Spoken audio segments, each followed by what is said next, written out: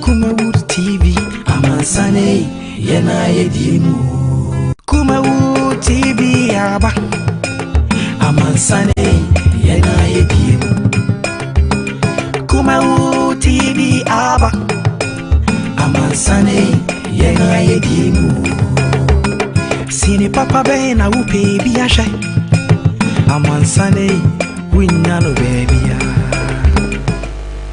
Right, I was a makwaba na emwajo ene eye eda yawada the third day the month of December 2020. You know say you can kind of na third day na it tells you and I say nyame ya domo a eduada 7th na ekoto about 4 days to go. It is so fortunate for us.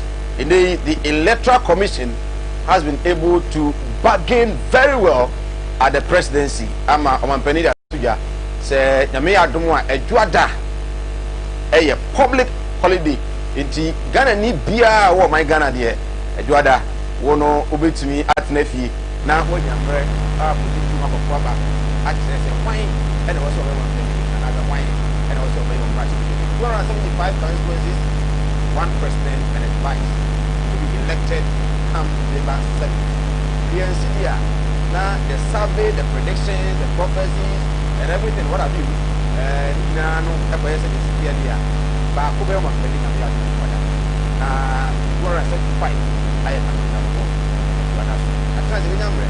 Now, today the Michael, and not at my first Mike, and they some of those live on Facebook and YouTube, Kumawood TV, also live on Kumawood TV. You will attend that dance. And there is some I'm on your phone before one enterprise and I catch you say, I'm your man, and die every sadly at 12 midnight. Politicians campaigns have a year. If I can get justice, you will not say, oh, yeah, say what? Maybe I don't say, I tell you, now don't such and say, so but aside that, dear, Viviano, idea, a baby, and I may add Ramenda and Ajo. Eddie, when I'm read. Na yedi enkomo His Excellency John Dramani Mahama edi atuja se wahwehwe ne niamemu na ono so danu so daye no hu de ekoso a 145 MPs na NDC ebenya ebeto bana wie no na NDC for enya 145 members of parliament na ono so ebe win elections no win a the newly created 6 regions are His Excellency na Adama Kufuado ede beka ho no ono omampani John Dramani Mahama Ghana mampani da leader of the NDC oso benyamu 9 no Savannah Bono East Northwest region na afi so no Bono region oso ho nyina no obetumi enya go ne BBC na edi nkomo na okasa in pidgin na enya agrokra na do wensem wi etumi ede etu dwa no nsem enso ewo ha various civil society organizations of Ghana and so say nyame ya domo a eduada ba ebeto no Electoral Commission modern so we provide all PPEs say nose masks, hand sanitizers, Veronica bucket and bibia no we provide the polling centers na intimi mu amenya successful elections are e be die huni about yensa no obi ankote coronavirus yare ni bi amfa angoka obi and want some vote wisely because things are expensive and they Kufuado John Dramani Mahama na eka wase aben wasu ni mo ye den wase enkane no gari 1 cup no na eto no 5 Ghana cedis enei no John Dramani Mahama okodwaso no gari 5 cedis a ujade to ho no eto no 20 cedis ene na so mani mo ye den pa gari pa do 20 dia na nya agro nti mo twa bana mo hwe ni benyamre na yetumi edi eho nso enkomo na eno na Ghana mampani abedi akire Dr. Alhaji Muhammad Bawumia enso eyina no ene wo kan se ye ba oman Ghana sa ko to aba de ma NDC a ayesa de ebia Samdakus amount story building na osode esi free story building mu na ekokotena single room anase chamber ho enye nyame ya adomu a adwada wokro no to aba no efama NPP we ni to abo ne nsem a awodo a omo kana no se video ya wabonten no allegedly yes Ghana mampani age bribe information minister we ko jopo upon crab chim said there be video no 2016 na omampani kwa no nyama omampani no a candidate na no kra so kra na mambo twetwe bi susu e na abedru ba bia adru na wonsam e wa ha maslok sika nkuma mo de ma ema dwadifo ne mema no mutumi bo mo ho bra na nei omo atumi ahwe na omo abie omo sub office ba ko a ewo Asante Mantam abeka the main office okumase no eho insurance constituency Rust be na mo astika CEO na matter pesu aso e na ene jumade no ekoso a new office ya create atumi ede ama ebenyamre na atumi edi eno so eho enkomo na A+ nyame ya adomo a achekura ahwe bi 2024 obe contested as president na me say A+ contested president me so be contested ifa right awuja yenko na yenko hede enei ena maslog so etumi ede aba Asante Mantam kupon kumase ema adefefa aban ede aba no ema ene mema omobenya so mfaso e kumase a yenko video no emfamra channel so say obetumi follow you live on Facebook Kumawood TV and YouTube Kumawood TV. Your views, your thoughts, your comment on 0202668464.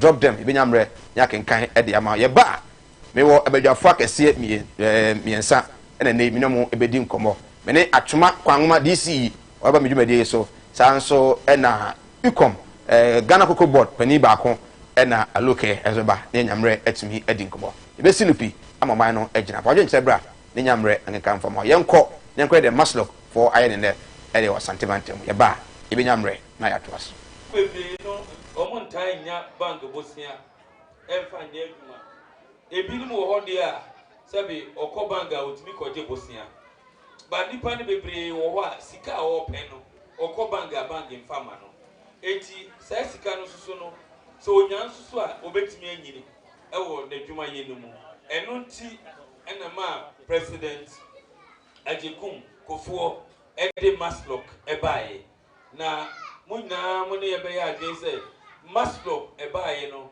atane no ma bebre na ede mpuntuo bebre aba edwadie mu ni titiru ema ye me wo hwa apata yi nyina se kasi ye hwe emema ene ma metima kan se emma no ebeye 80% ena mema beye 20%.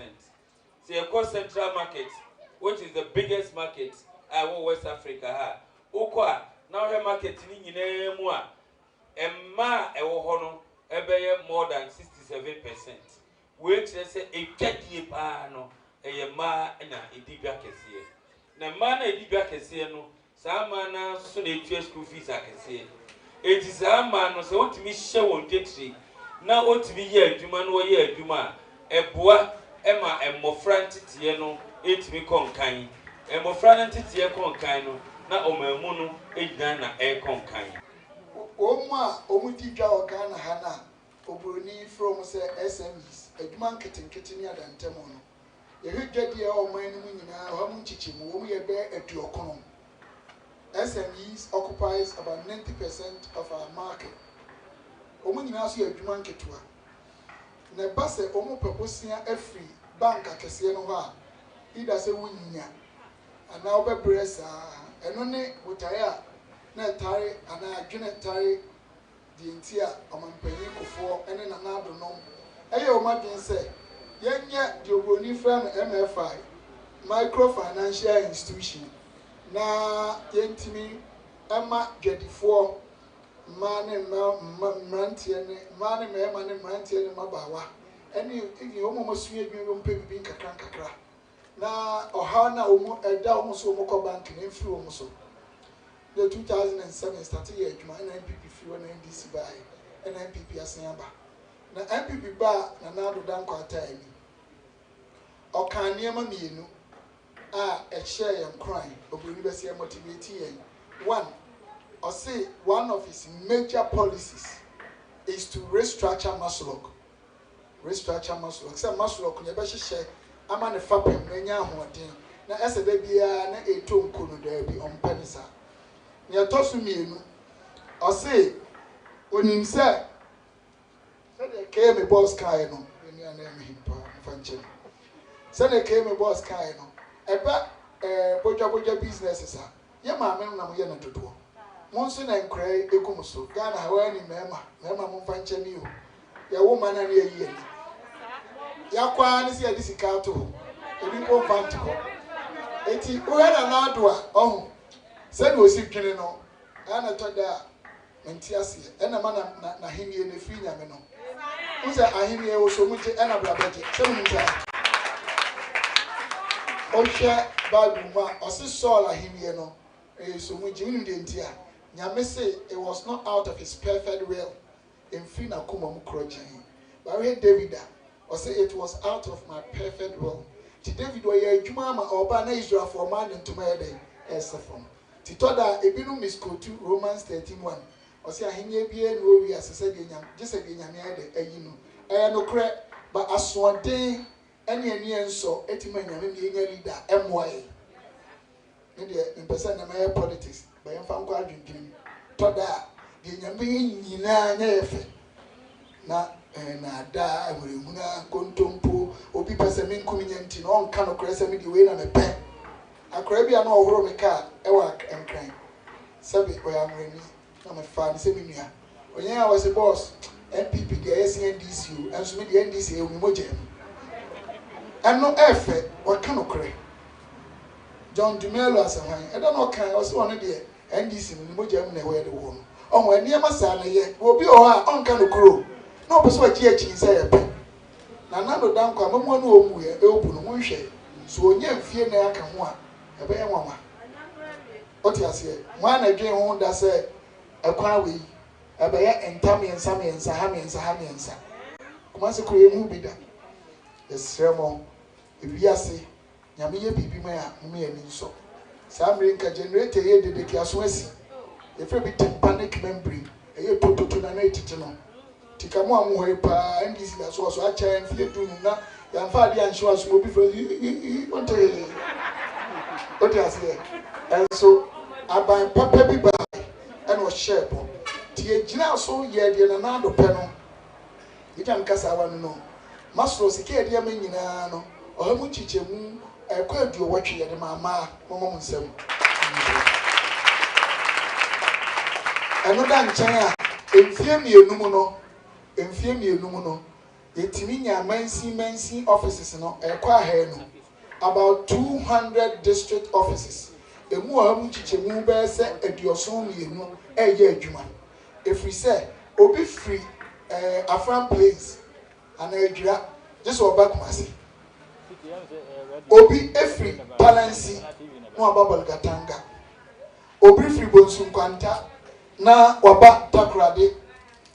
Obi efri Tokurano Plema no abaho ete.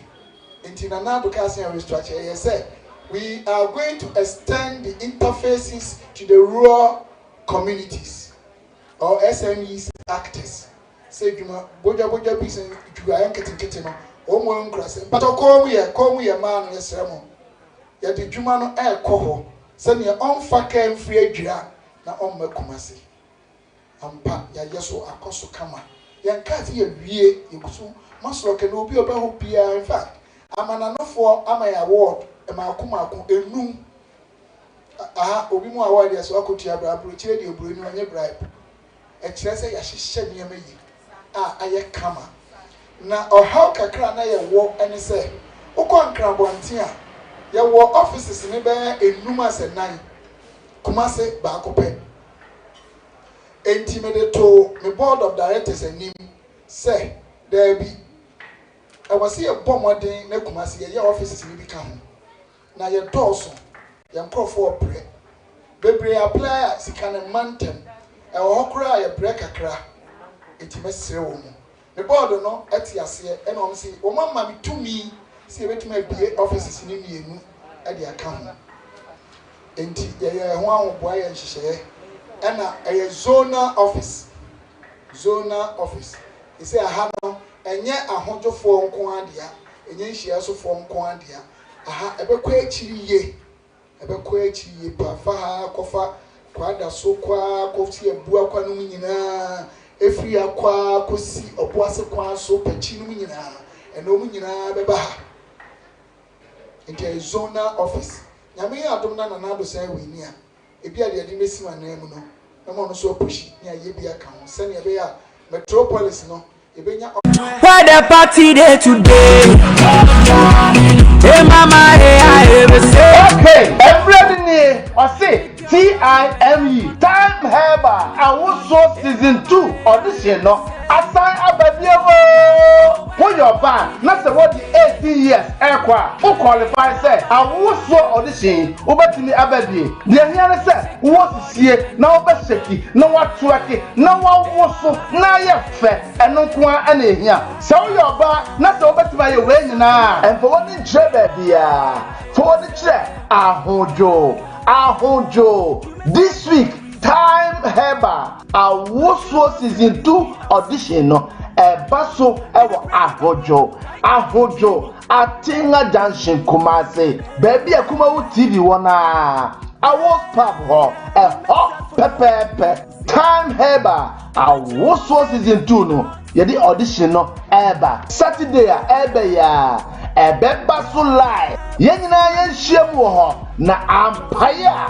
ebeja tumade achede bebre wom dio medical no yede ni ko Dubai empo se wo pe Dubai no na se wo pese ye ni sika de mawa ne katika ni na bom ne dia ma na se dia do be na na dia ye so de beto car na dia to so de be si fio so de be ya jubo so de be bia na dia ye dia beto so mie no ye man 5,000 Ghana cedis and I beto so mie no ono so ye man 3,000 Ghana cedis and achede bebre and we no na pepe 4 p.m.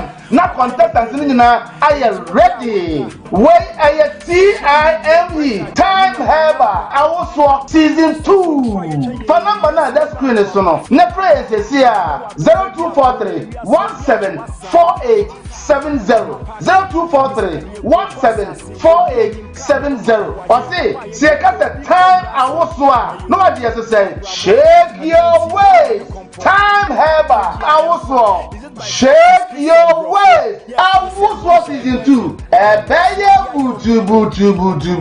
Sponsored by TIME Time Heba. Party day today.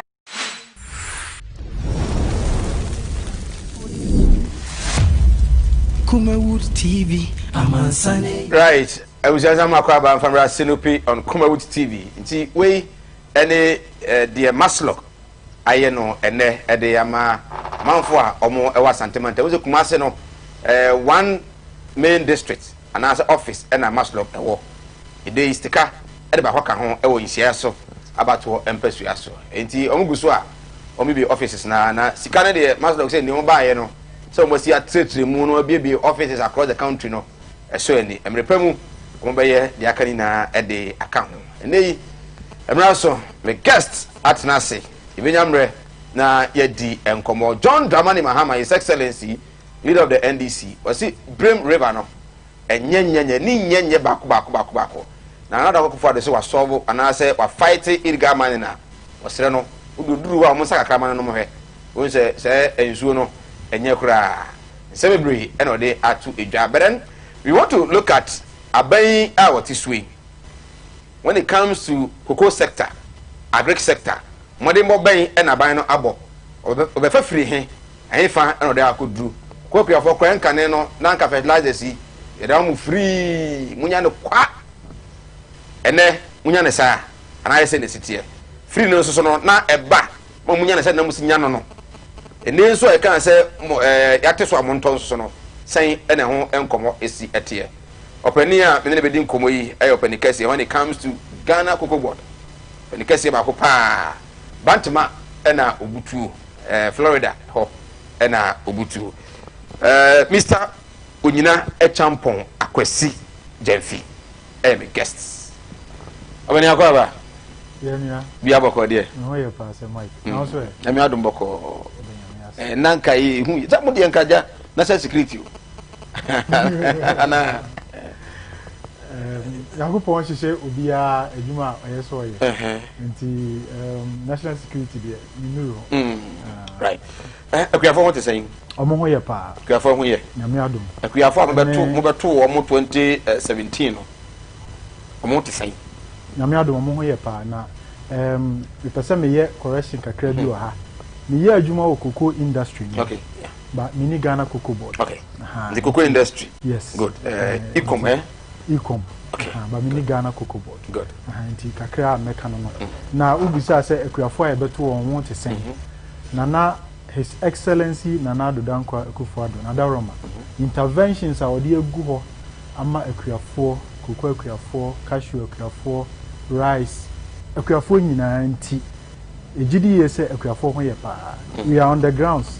Na se obehu the accolades and sema omo kanfa interventions are MPP aban e de agu form 4 years in here now who say they are really impressed na me gidi say ye komunyi no obehu hu bi pa. On Tuesday Nanado ebe launch a national cocoa pension scheme Kumasi mo bon 2016 na mo kan yo yakoba na say na mo delay ya ka be 1 week me akoto aba na afi da mo say launch that scheme. Me da say epeni say sabi oba twa eche ya na e ahusisi ntia na ye dia cocoa for me ma background of cocoa ne yehu the significance importance of cocoa akuafo ewo ema Ghana. So we Ghana nyina ye were about 800,000 households. They say if you be 800,000. Okay. Omoye into cocoa. Na so we say okona household be nipa 5 in Oma, na say average no we say mame papa and be an mama ensa. And I say ne wo fase for nipa ensa omo dependent on say abusuano. Ti emfa say be 5 people in every household. So we 800,000 by nipa 5 wa. Na just say oh be 4 million people na cocoa ankasa e hwe wo mo. What you say? Na just say a huge Ghana your population 30 million approximately. Name 4 million na cocoa hwe wo mo a na hu say ade a esumbo. It's about 13% of Ghana's population na cocoa hwe wo mo. Na se na cocoa sitie no de be beto no no na enye papa. O hwe a household nyina the average yield obia cocoa fu o no between 1.5 hectares to 3 hectares. Okay. One hectare e kire say acre mako 2.5. Which means that we are looking at obia fu a nipa 5 depending on no, we are looking at bare 4 acres to 8 acres. Okay. Mo yield no say afibia cocoa beti between 450 kilos every hectare to 550 kilos every hectare. And yeah, idea so any because 450 kilos to 550 kilos no is around 8 to 10 bucks. What I say 8 to 10 bucks or 10 to 13 bucks. 10 to 13 bucks a year.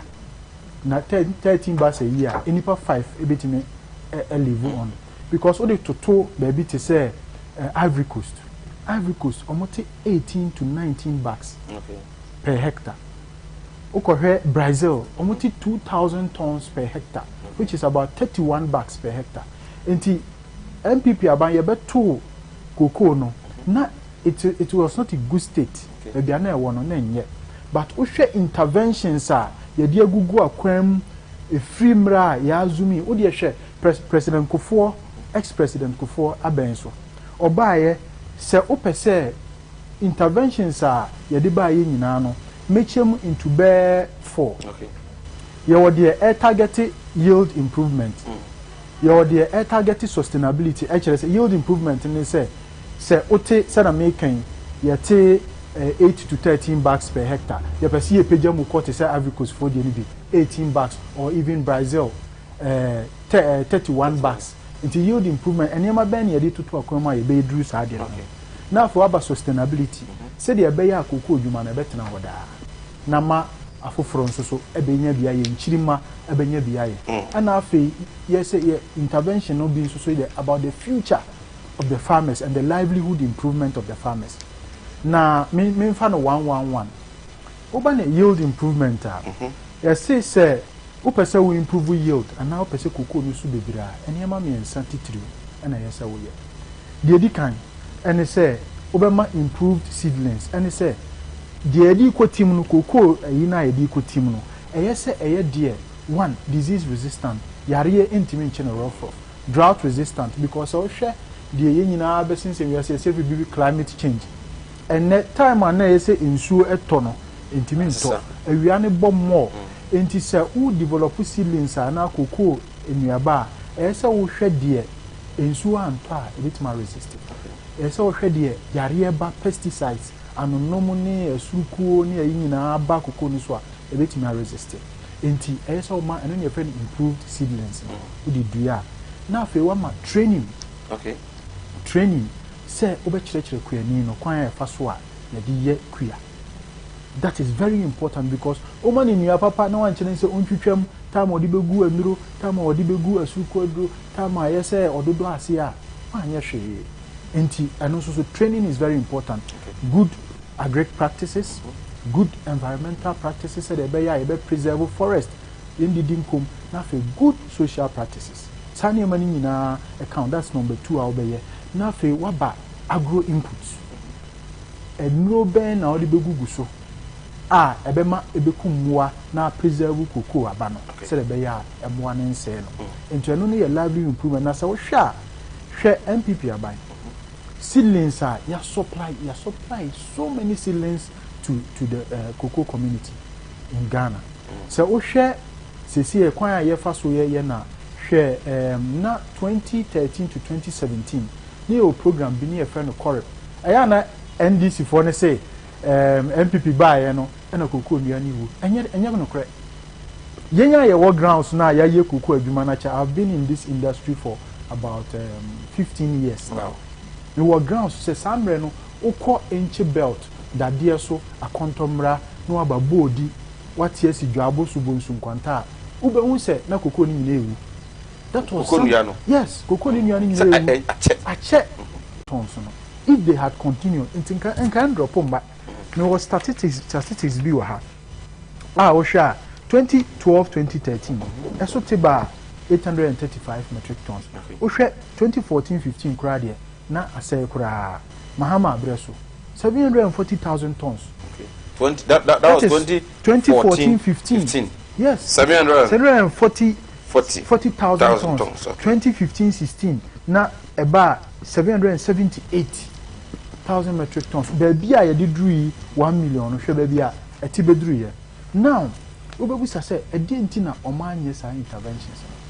All these cost money na ma tackle sa yield improvement. Enti so we hwe sa rehabilitation ayeye okwa okoko nua na say swelling shoot disease koko sasabro yare na achi sa belt ho no achi enfo bebre na se de tie ne se onsa so mu ayare na so de call the other tree e infected no enti de obeye ne se achi se wutwa na koko kwani se wakoye kua pa me na mo koko fo ahodo be miensa na sa ukọ na ukoko na bonhire ne pa na wohwe na yare aka bi na eyese utwagu a ho na be se eya but alternative ben na wo de makuani no se opese utwa ne kokogu you understand so man otuni eno na NDC fo enhu anye because untumi nka se ukotwa kokoo no agu kwa wa abra wo man it will take years so MPP buy ye twa kokoo ni bu a we first of all give you something ye akoko na ye twagu no wo de wonye mu hwe labels no ene be fam na o matwa ni nyina na o ba duadua bode ene kwadu ewom se de be ya protect koko na afi ye team ansa na koko no be page na mu bode na ewom ni nyina wutwa wa wo de nya wote abaye wosu no yes koko no a yare aka no yes ono na fa pa fo mo twa ni nyina atugu na apafo no asan adua no bae wum no correct na o ma asan adua cocoa seedlings no adua afam se cocoa seedlings na adum na adua bode no se de be bode ni be pagya ni mu achen cocoa no na amani shade enti adua no saa no ko bode na nyini no utwa ukwani ni ya wa odia udibi na wo ton bi okay na chese ema livelihood na etoro bi wo kran so a so wo afuo ba mi hensa ye ntwa ni nyina saa ye twa ba ko a ni ye jaw ba ko sana eno na ye systematic structured ade a wo ye se de be ye kwani ni be hu se wo boa no na wo ka se mete emre bi sɛ ɔmo se kuani no ade na yɛmfa sika no ma ɔno a no nkotwa kuani betimi agina na afu mu de sika esi mu tintintim na wonye kuani enti na yɛ ka sɛ NDC for no they are not on the ground some ɔmo kan they are not on the ground so ɔmo on the ground a ɛna ɔmo wo kua na ɔmo ti kua ase a anka ɔmo bɛte sɛ de esi ya sɛ kuani begina ne kokom na ɔno ade sika esi mu tintintim na ɔtwa ne nyina without sɛ ɔwɔ anidaso ana backbone bi. So with this intervention, then you go to hand pollination. Okay. The average pots are is around between sometimes answer the ebeto they are around between 25 to maybe maximum 40. Pot near baby na cocoa cocoa abano to espia and shining the ebebo bebre but the ebetumi anyini abeye pot aye the abana ebebre ama wate no abono eno no bi akwa bi okwafuo bi kura abekwa bi 16. Wow. 16 point. You okra be 20. Be a 40. And next a pictures maybe now farms are pots trees be over to produce 200 pots because of the hand pollination. Na nini na ye abaya sebi onim de oye na obeye. If you don't know unimu akase unim de onim de oye na obeye. So unimu a untumi nye na MPP ya kire se yinimde. Na enema a yɛhyehyɛ ni nyinaa no ɛyɛ ade a yɛnim deɛ ɛyɛ na yɛhyehyɛ intermediate ɛno no yɛ yield improvement side no na waba cocoa sustainability side ɛdeɛ ne ɛbɛyɛ ama cocoa atena hɔ daa ɛnɛ yɛyɛ bɛto aba no obi money na yi so obi obonsu nkwanta odwabo so dadeɛ so dia so ɔfa na yi a owie SSA na sɛ JHS a na ɔfa ne bag so na ɔbɛkuma se ana akra ɔbɛpɛ adwuma yɛ because when we say nini papa ni mama na busuafo a omoye ekoko no amboa omo because there was no plan interventions are President Kufuor betu nyina ebe yigui President Kufuor e buy any cocoa board see to save boy he has done a marvelous job omo buy ye no interventions or dey banti and we have youth in agriculture most people are on baby school no obo so omo mfaso a Agric. Ayakono amanipa bebre. Then you go to sustainability. After your alternative livelihood programs. So far pension. And when was it? Tuesday. On penny belanche cocoa farmers pension. We were talking about it, but send you told you why your mass were not my without research and who said this here. You don't have a farmer database. Uni farmer database, uni information be our funds on. Over down your pension, yes, we gather database, the age of the trees, and then the yield. Nina, yes, we gather how long Kriana and how much he can be able to contribute. And some no ones who are planning we say, who say now also cocoa about the best source. I'm a pension no a dim. Yes, I will consume no sign. Inti a bonnet dear yashe, but the ayane say the papa mu any here. Until you have lunchy there, then you know, say it's very good. And share, I think last year or so, you lunchy cocoa cooperatives. When you know, say cocoa creamy ebenya honda swo, na wakoswa you cocoa for cocoa sustainability. Right.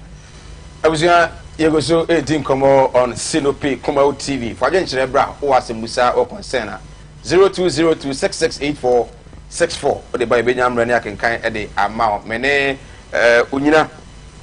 Ena edi enkomo oye obi a kokwa adwuma wa yemu adwuma chepa over 15 years ena wa to kokwa ayi kokwa adwuma nti oka onim de oka oye senior NPP communication team member ni no edi enkomo on koko chane so say yenkomodi na e wo say nya NDC eni e wa na ono so no e de almost side of the story the NDC eye bere bibinti akodi ba bia ontimi meka say oba obewuram na afia na to akɔtwe so ye hwe cocoa sector de aban ene aban ofra aba aye etumi ede aboa multi hand pollination ehon komo multi how sustainable aban eye ede asokriafo na sene se de be ya omo betumi agina mo na so eye for yen se ba na nyamre enkenkan enfoma afi yen share the issue of na okan future of the farmers. Yes. And I believe that future no be no have to do with this pension scheme I can watch. Yes. But one thing na cocoa we have working was a fire scholarships. It's just no. Yeah, cool school, cool. We are na. We are for be crying in cocoa.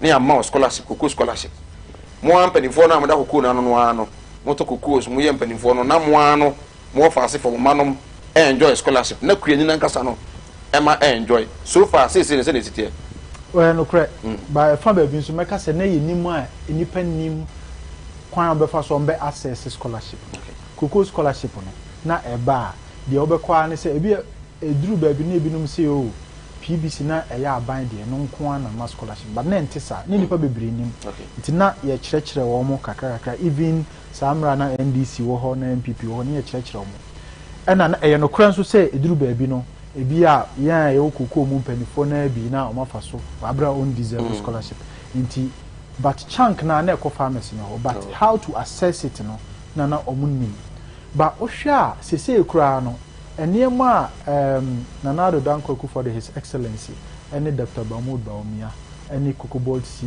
and Shisha omodi ebuku amunti Kuku scholarship okura no weka say hia so hia why e dey ntina na Kuku scholarship hia mostly is for school neboa the co school na wo hwa a free NPP first 8 years a ebedi ye yenya capitation grant yenya school feeding na ebua eyi sa school schedule to anketenkete from base up to end of basic level JHS na e free ho now as we speak eya na ebinu mo say free SHS no ya kan but see education here you cannot ever overemphasize it say metwaso a say wo hwe the sustainability and betterment of livelihoods make sure say free education e ka ho free SHS na e ka ho now say see no problem na ekuafo be 80 to 90% efesi eye omoma school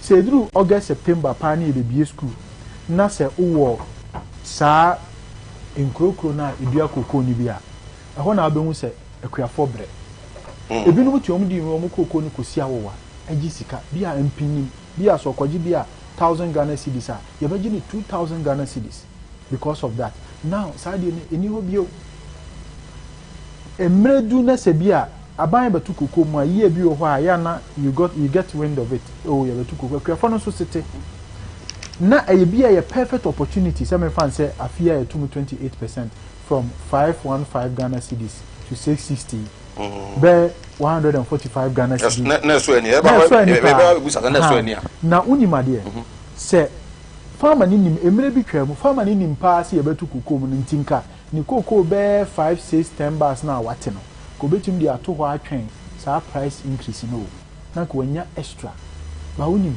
ontumi because adan ye bi school ohia sika de mane ba akọ school enti ye se oton sa kokoo no ana se oni ni kokoo no nsa onyanti bi age so kobobosi ampinim na krachifu ebu on na se sa de no eni hobio because of free SHS enti eno ane se owie ya ode ne ba na eco school na ohwe sa burden na eye free farmers ni so now farmer bi anim say obetima hwe ne ba up to university level even with the intervention President Kufuor Ediaba say you ma loan to access and enter university you understand in the same many nyina no sa scholarship issue na ye ka no it's no longer there sa pressure na sa scholarships ne ba na man for exploit no sa pressure no a year free with free SHS any free education I started from the basic level up to the right up to the secondary level you understand enti aban we there I just will be a onim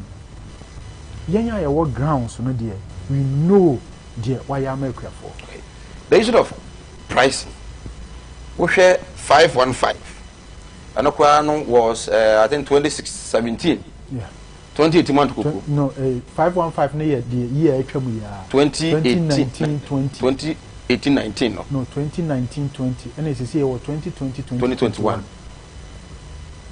And away no na 450. 2018-19 no na 450. And at 2019-20 a call 515. And at 2020-2021 a call 660. Into 26%, right? 28%. Yes. Mosheda. Yes. And yes, sir. Sheda trimupo ho, but enya de be entice farmers. Adentia.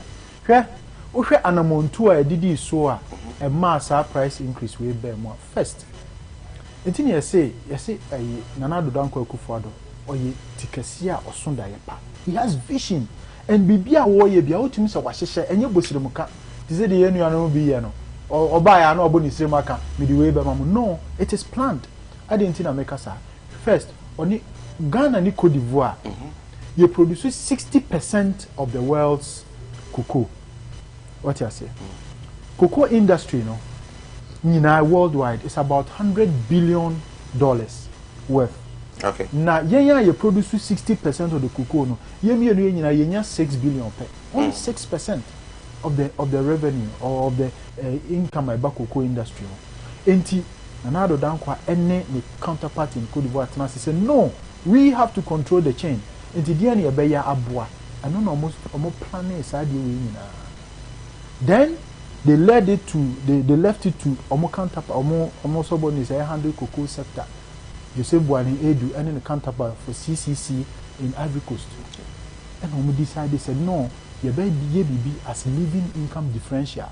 And then say we are reliant, we are price takers. First, no, we were price takers. And they say yeah, kwa world market the ability bia cocoa ni bua na price na swate e short wa na price na cost now sana na yen ya bia cocoa no ye hu de yen because wo bua o farmers amomadu cocoa bebre o manya more yield no na demand and supply cocoa ni demand supply ni door so change demand na afa ye say o cocoa na bududo ice tomatoes e be gudwo mu a na ne bua aba fom na wan bua o mo so na short wa na price cost into there now be upe say o price cost and I say upe say o produce more into we were left in a limbo there na be into I say a per se you benya sustained price for the farmers said the be the world market price be you be ano omo cushion any of living income differential no na say every ton I 16 bars be ano benya $400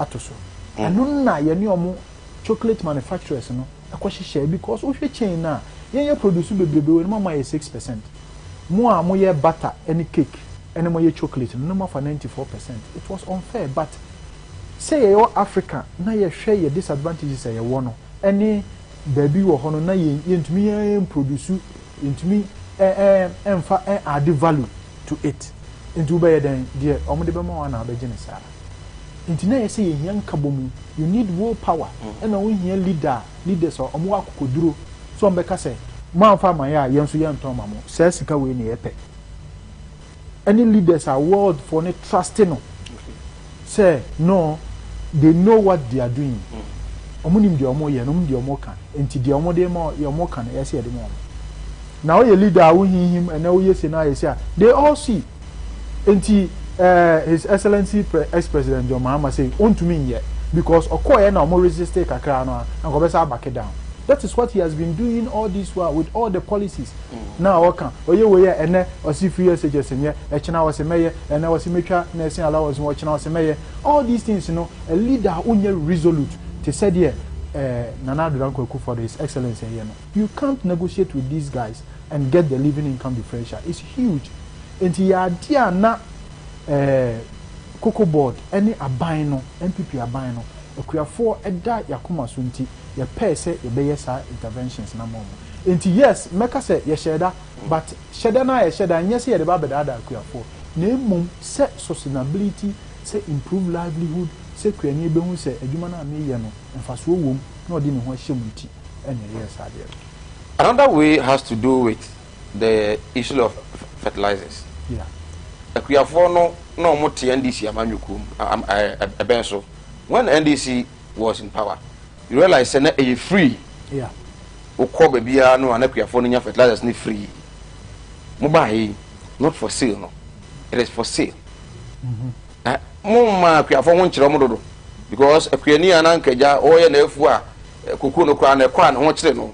Ope bi di agu na no ba so still most on some top brand NDC ni free. Why that decision? Madam Wase, yenhwe se uma obi ade one. It's not just a odi amane keke. The quality is important. Accessibility. Se obenya ade no is also important. Okay.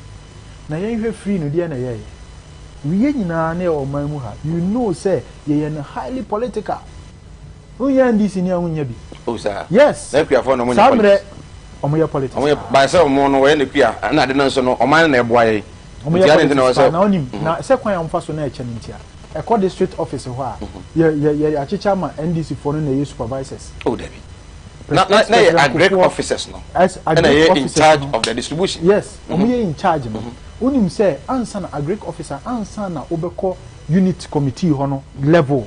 Now, we identify farmers. There were groups of people who led them. One Agric officer or two Agric officers in the whole district cannot cater for all the farmers in the district. Okay. And to know or rely on people. And when you say some your politics to be aware, you know, about we free who now all the functionaries and Yamabia, was here now, bet me you no, Obani abe you no, or more the among for Abba. So those people and these people that we planted, most of them, you mean Kase MPP Nidia and what I'm saying is the majority of the fertilizers went to party faithfuls. Now, Obi Obe, every 1 acre, we have 3 bags of fertilizer. Okay. Obi Obe 10 acres. A classical example, Krachi Bia no Tokuku, or say a farmer, or Kudunka Krobis, your floor proper baby. Unim. Obe 10 acres as I say. We shall know you have fertilizer and about 30 bags. Yeah. No. Your man is 70 bags. Unim. I say Abronti, me call and me call 2 ni na gu ma fu ase 70 bags or 2 now instead of 30 bags. Yes, because anka ye cheni ya go benya farmer bi benya bi. Okay.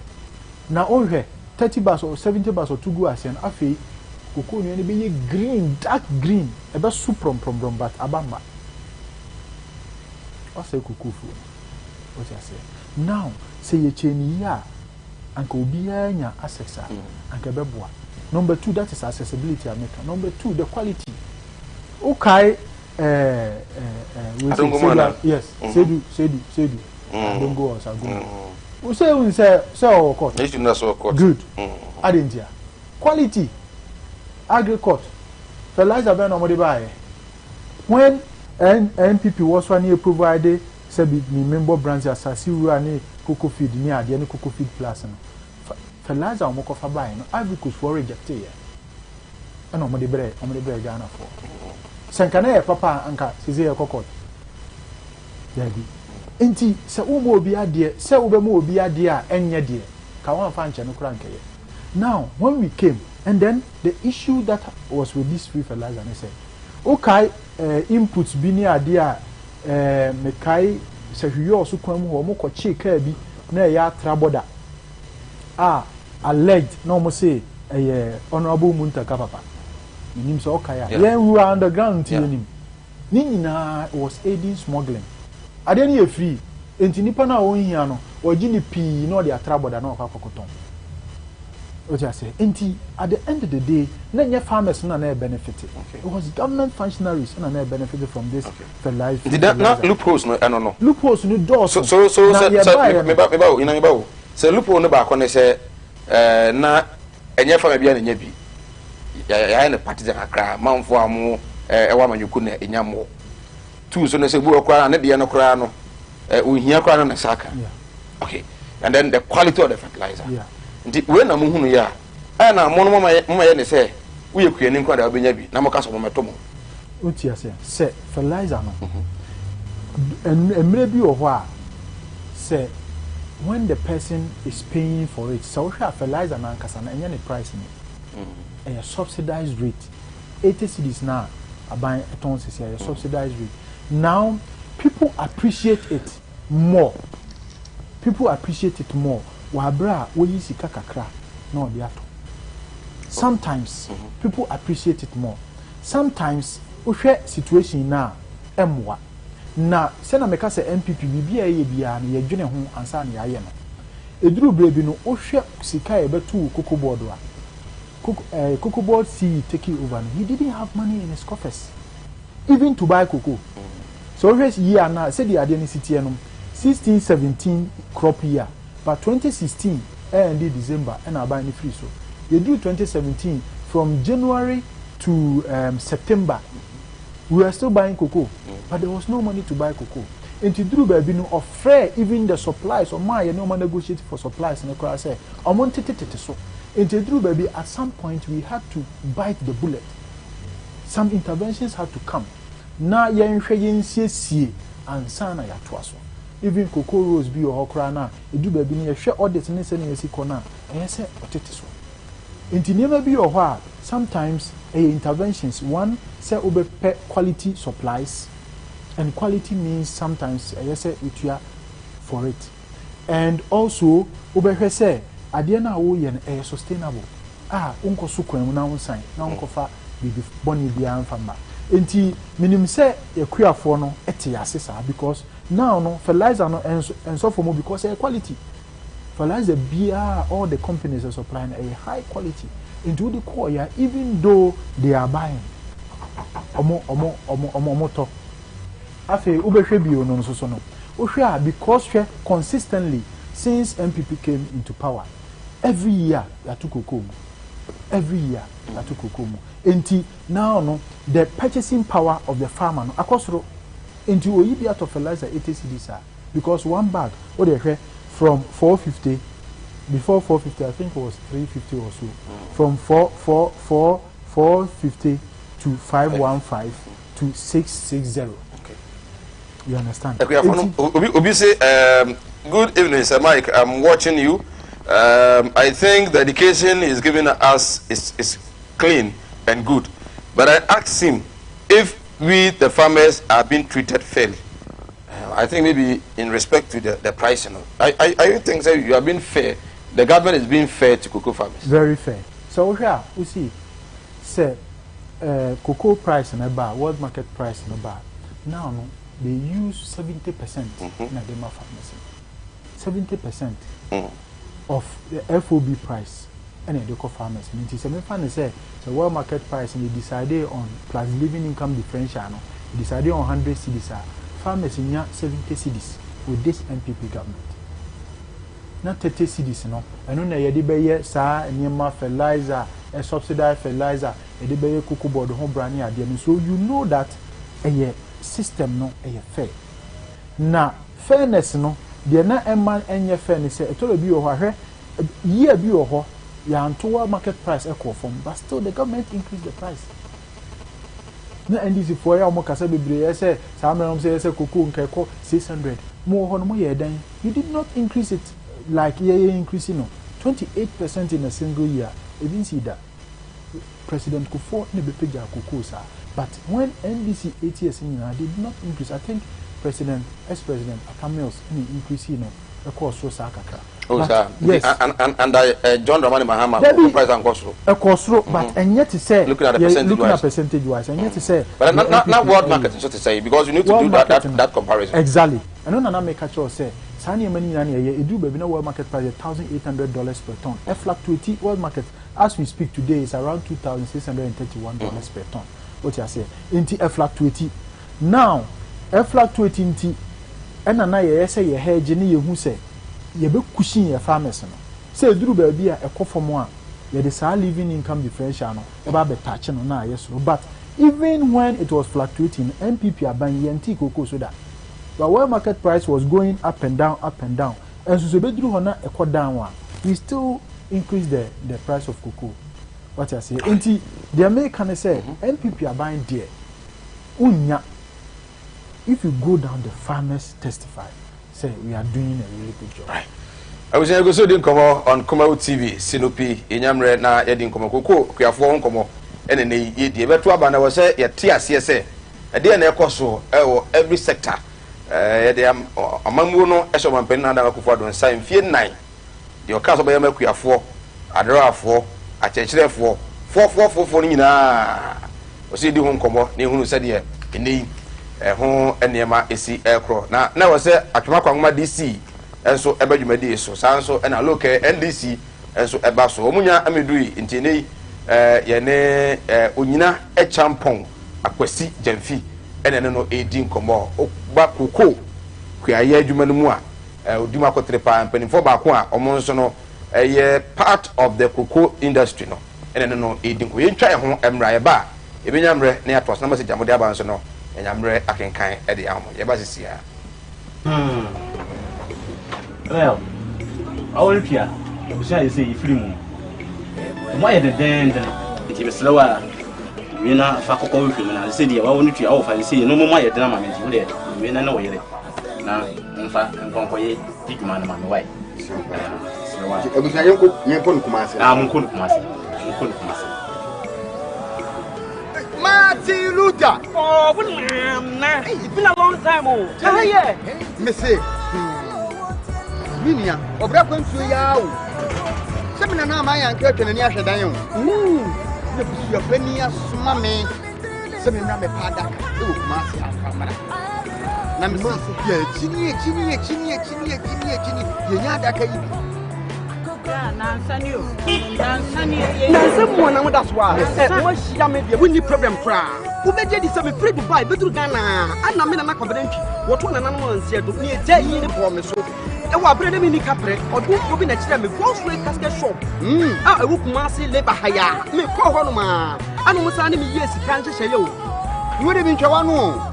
Misika ye di ma me se me fa ma no. Isu abezu ye se me ambulance. Na me sam fe de be da no enka ambulance any de be down omo ye ambulance service into any problem kra any na ye here ni say ubenya sika kakra bi dia to ase you know say Kumasi stay by plan o ye kwadam ko kira o some who's when casket shop here ye wona come bere they say ye mo hu ni na who's when casket shop ye wo Kumasi infantile town ye the labor office na ben who's when casket shop ana we are the dealers in quality local and Poland caskets.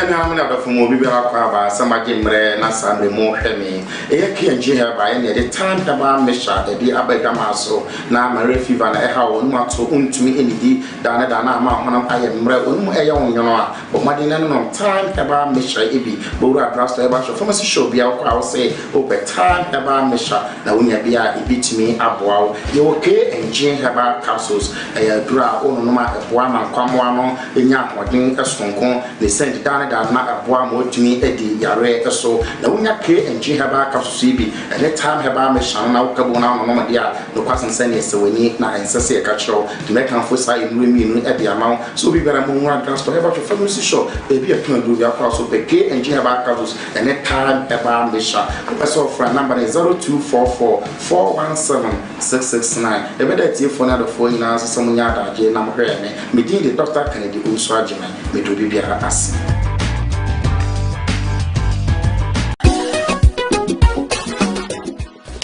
if I shop, I'm sure you're bad. Brad, and not so good.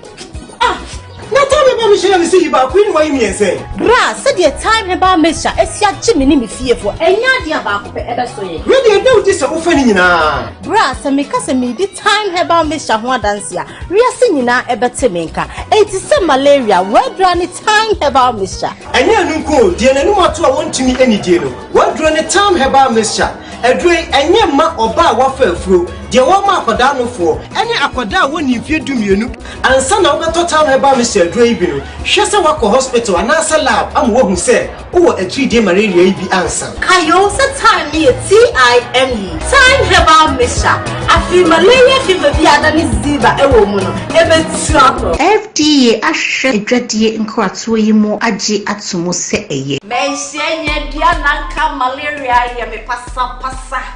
I don't want to be mommy. No, easy, mommy. Men true. Oh, yeah? Your friend in your dear herbal mesha. And your malaria drop papa. So, what hospital? No, who said malaria more when you be more than one. Copin your dear herbal mesha. But so malaria, you know. When no more to Nyan dear herbal mesha. When no bayo come and be did. What's a man? Mammy. So what worries you? Yeah. Mammy. Na mami, back open now the man. Herbal shop do name on Sabekebi. Me the bed share warrior nankasa. Nye dear herbal mixture. Dear Drew. Ebusiafo ma me kan yampa. Hwederi a me kuno wo si bi hwie aduane no. Hwehwenye dua herbal mixture. Na wanom ede ama me. Abofra wonni mfie dumie no ana opemfo entumi mfa se edure. Nye dua herbal mixture. Bro. Aduane. Ade ya hwehwe edwadie yi nkrato agye atomu se eye. Ade na so hu me a wo de bibi osie. Enya dro ni esayade. Axco herbal capsule.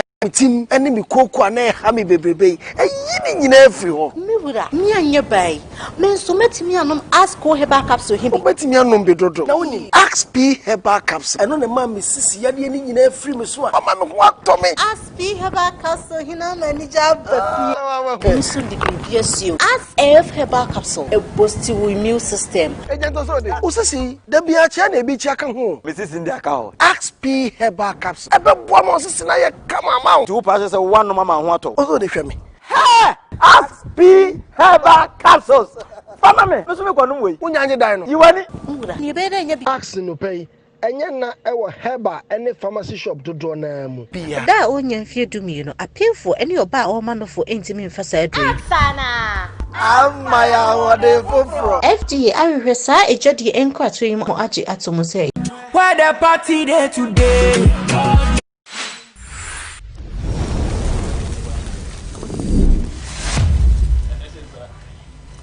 Right, I was saying something about Evamra Sinupi on Kumawood TV. You go so AD and come 4 days more to Ghana's general elections. Okwa na tie 70 years na eto abano so ye pa 4 years enya agro eda no bi kan o say 4 years no mfie mi ansa de minya wei obi say 4 years no mfie mi ansa de badwuma hwere me obi say in 4 years or the 3 years ne back to school free awie wantua pin we ya so toto ne ma akra e de ma ne koye obi so 4 years no mfie miensa madwuma agu obetra fie me ne me ne ma de bedi eden nyina no e Ghana nti ukoto aba no a be very careful tie 70 ye na afi wo sigina ya e boa wo ene wo nchirima eno ne hia o man ne peja na o man ntumpon be gina me no mie no so and I bet me share. This time around here, I believe say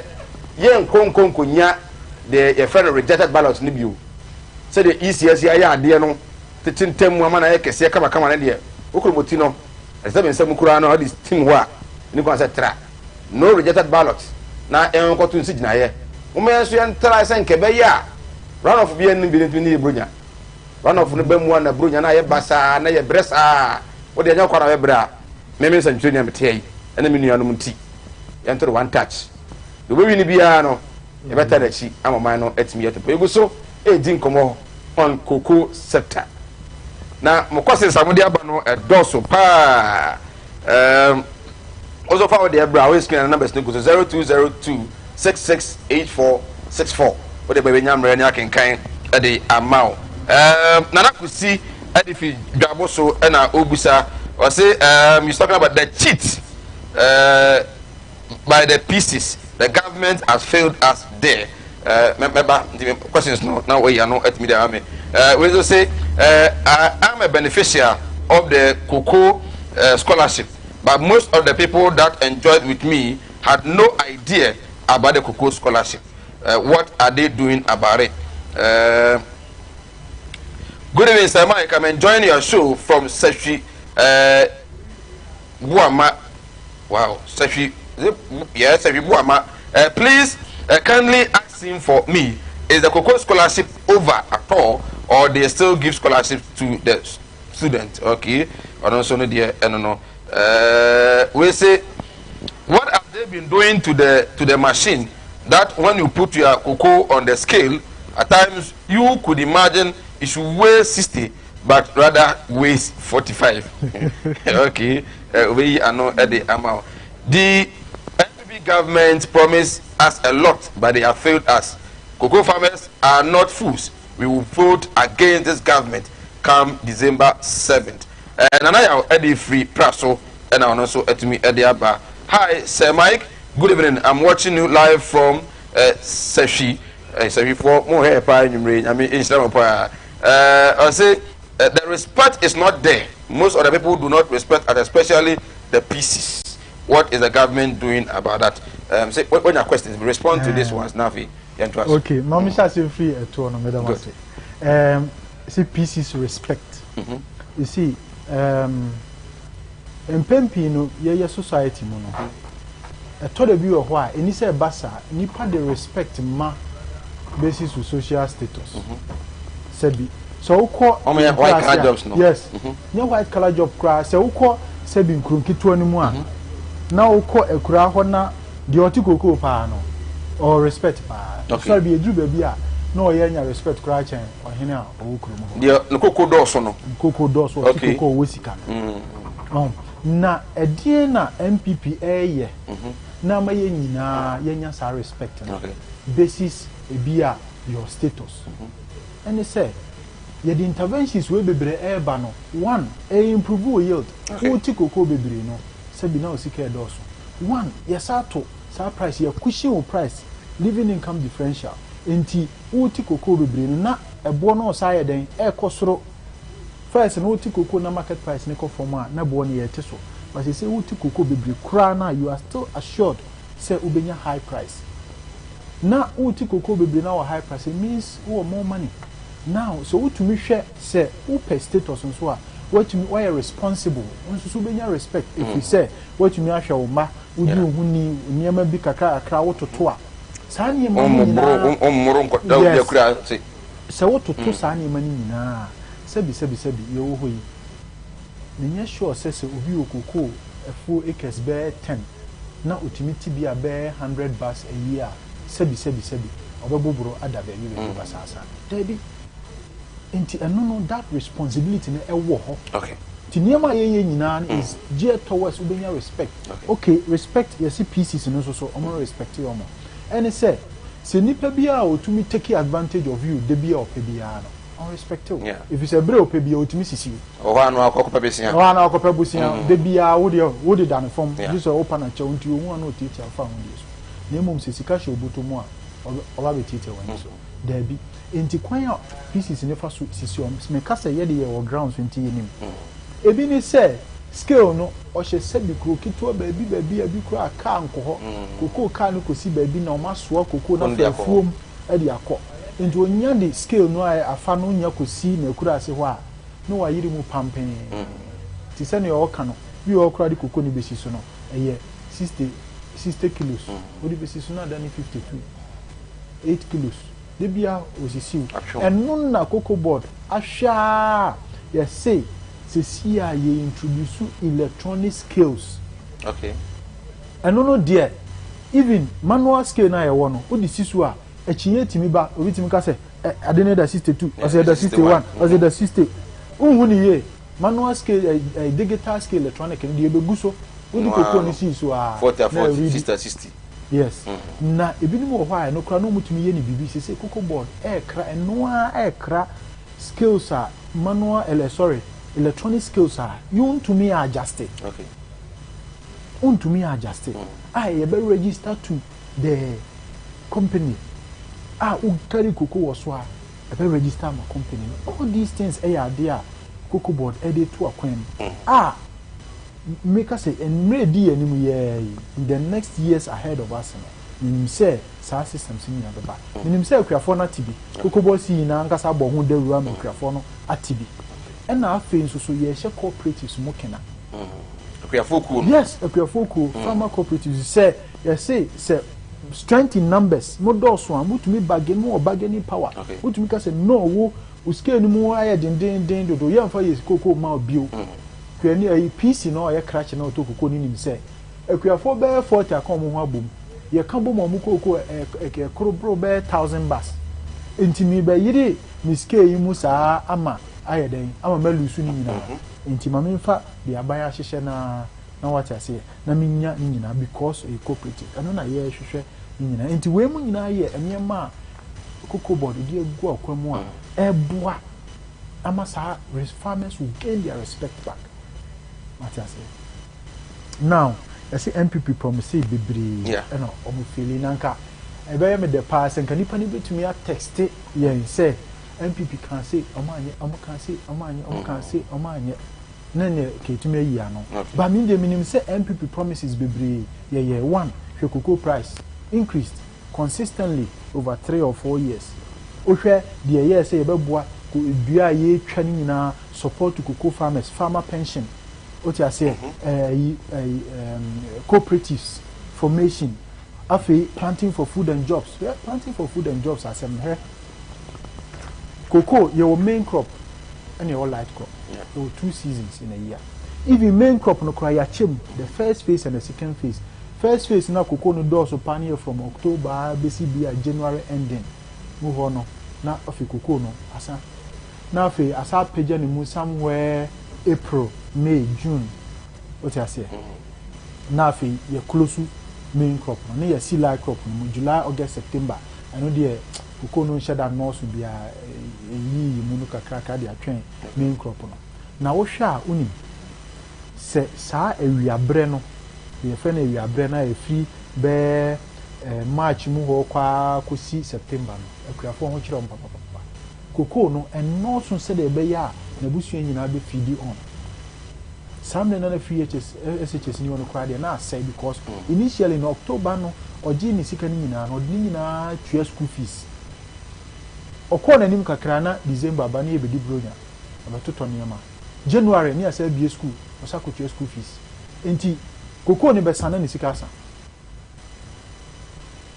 enti ye tisi we numa e de na omo ye eno na ye di bibi be share ho planting for food and jobs ye will be a friend of alternative livelihoods or additional livelihoods se cocoa ni ho a kwani be ye den enti ye say baby a witimi dua banche planting for food and jobs ho dua banche baby a witimi dua body aban so masene planting for food and jobs dua body di witimi dua enkate dua witimi dua buru dua ana ye available storage facilities say ade ne bra say one district one warehouse aban beji a store na ansai hwe so person obo akuani a one you have to after one man why improving the yield no increasing the yield you have to give him market access kwa be no be fa so beton ni niam no ni niam after so man storage niam ni say how do you protect tomatoes here by me yes. How do you protect enti say be ya tomatoes ubenya bia constant supply na ubenya obi ama na to amount say bibi so kwa akomadan ya you say ye tomato factory ho a tomatoes no utiwi ababro so no already market now if you go national buffer stock omo to aburo ni sa omo di sie omo to nkatia no omo di sie that is a planned economy and on MPP area no ye nyina ye for akuafo koko akuafo ni akuafo aka nyina uhu sade we bi when this address say Mike you know na wagana uhu sade bi you didn't see it now and then the chair will say MPP for ewo enhihye papa ema akuafo nyina nye koko akuafo nko because after we koko akuafo after koko ni beko no obetumi aye obo de support o am ene body abusa throughout the year you can't almost say it's not coincidence. See now, the na open say eduane be short na ne boy den and I say open say eduane available open say eduane available na wunya bi time bi a open those are the questions you need to ask okay which I say enti say eduane no ya available and even the market women because omunya market access we body agogoni ade omutumi di bi ko bokina ne ade nyina. You understand? Because first, no, they go up into when you market access. Utumi ton into the air pro and pro. These are the things I may say. MPP are buying there. They have really helped farmers. I was able to come on near a for penny for. You didn't come on a Kajuma said I buy by a name of the Guaquemu and a Yakotua the all catch them say win wire we na so fan to aba emfa emano ene menyamre na mene modin komo pa I will give you 30 minutes ena mene ma hwefo ebedin komo bia wo Ghana bia no menyamre no odin komo ofra na yakoto aba o to ama hwan de na ekoso nsemba na ateye in 2016 ujina so to aba o retain aba no ana ososama John Dramani Mahama ana gum ana kuya don komu bi atumi aba benyamre na yedi nkomo ne de opeso kan biya no e makwan ama waka no eni die kwa so na o campaign so no watumi aye through Kumawood TV sinupi wajo nche no so ebra na nyamre enkenkan enfamo 0202668464 ebenyamre na kenkan atumi ade amount na obi ebusa scholarship no entirely a few okra and I say city see but see and there's no need make us say there's no need as a nipa in shedding here because mostly no more no scholarship bebre na for secondary school mostly more scholarship na for secondary school education say free education aba in the amount for scholarship they don't really need it just said and saying President Akufo-Addo scholarships yes he has given 15,000 scholarships graduates among yes enti eno de wo but baby ana amount for focus one na no mo hia now mo dey push your mama through secondary school but now no free SHS no one thinks about scholarship right mama ma I think say me viewers na me no be din komo more mama ma 12 minutes apart from cocoa sector and I be agric sector aban ba ye no mo no mudi aban na chi bonto ama no am ye MPP fo a mo nanam no mu se abomodin wo se Ghana foto ne so no abomodin a fa ehene no abomodin no na hen so na mu se the weakness wo is that mo kan one is one factory me hu bi o me district wo me da se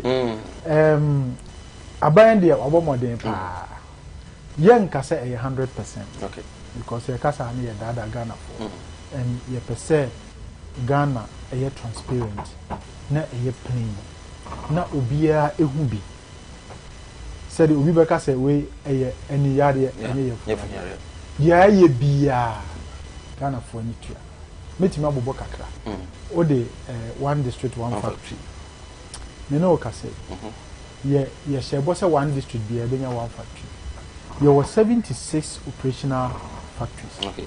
28 there new. Okay. 28 new. What am I bobo? Oko Garu Tempania, your granite factory for granite paste. Oko Kasana Nankana, your maize factories were Upper West, Oba Savannah Foods, your soya bean processing. What I say? Your factories are from scratch. This reminds me of what former youth organizer of the NPP, now deputy minister for rules, and Indina asking Kakra. Okay, say on the constituency where MP or no. Omoye man for manage Kramanam opa Kabu Tony Kabu. See Kramanam. Minim say sa na wono bi Kramana factory na. There be say and dey but na campaign message na all catch the Ghana for to any of my he was giving an example which can be done. I'm saying na Kramana factory dey does it do you need 4 years? No, if there's a need. If there's a need. Okay. Or no my example say even for on the constituency no Kramanam a delicacy. Yeah. And is omo pekura on betima site Kramanam factory what you say. If there's a need. Na make sure say MPP yan sorry fiti prekopa na yen kwaye say obi akanti yakwakoye. You have to make sure do a needs assessment. But when we are promising Ghanaians say every district will get a factory no. Now and we are on course. On course? On course because you've mentioned 76 but it's 232 now there were various stages. And there was 76 operational out of 232 no. And we 76 a year juma. Now we 76 no 28 year there you are building from scratch.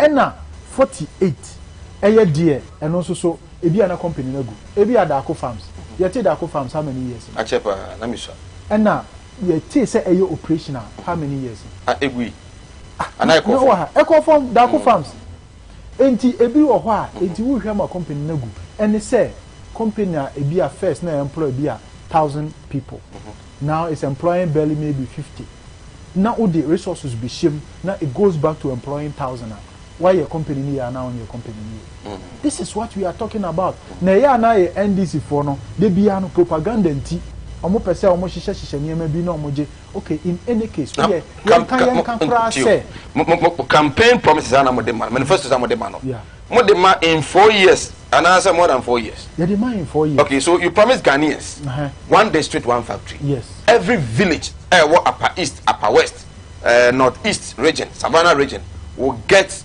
a dam yeah it is ubedi akonya ni wi na umfida na beso na ka so my year mu 60% ya so enya sa social contract na Ghana for call you yes uno mo ko say me ba every district every village ti eno no mo be yi ano say yajitum na se wo hwe the extent ya ye adwuma na sa one village one dam a wo ken na ye say 560 dams across now it's over 500 national dams yes so wo hwe a ti ade de wo kan now you say you kwatekwa so we mount to march ni ana you say eno sa be no yebuma ex president John Mahama and ye de you say de o say wa we kra no ka so be we koto a energy ono so yebuma president his excellency Kumawood yes because de all ye no niam na all ye no you see hwe senka obi aba Ghana president bi aba ene na pamfo eno mutimi develop Ghana to say ya will we be here now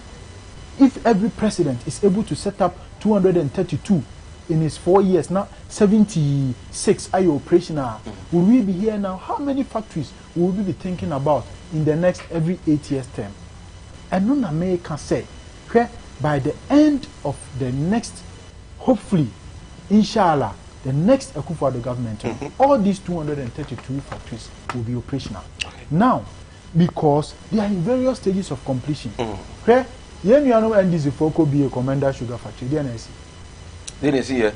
see here there was no ready raw material to feed into it okay so in 4 years in 4 years in 4 years say mobile na moye say mudua sugar cane ni bia nke nyini ma factory any operation the raw material is one bit and then even the equipment there the factory was not ready some Omoko commission it was not even ready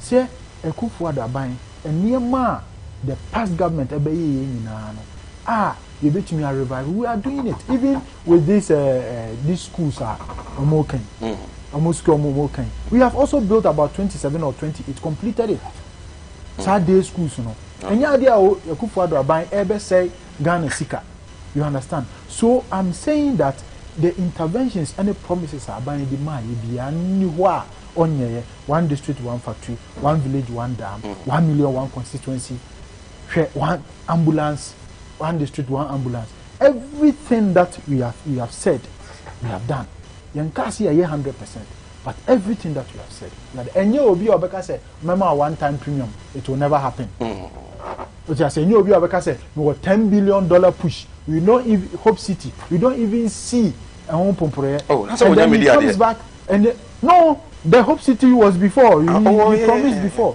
now he's promising again always I don't know minim there what are $10 billion now ex-president John Mahama the BIA also $10 billion what is it with $10 billion you said $10 billion Hope City home pompore now you are promising $10 billion push again you said you confirm you say confirm sika ama you made RLG no single computer did we see here there are a lot of things that he has said he didn't do okay so he lacks a lot of credibility right he lacks even the mental fortitude say odibe pushi and maybe manage because they be on him okay so I'm telling you that I am telling you that the MPP government and Niamaya free SHS look it is a game changer where obia the difference between the rich and the poor access to education okay me no ti ha ye ka say sabi unim ba bia ye wo me me ne madam for bi bai okay na ye rounds na me ko hu go so achiri ho bi pa ba bia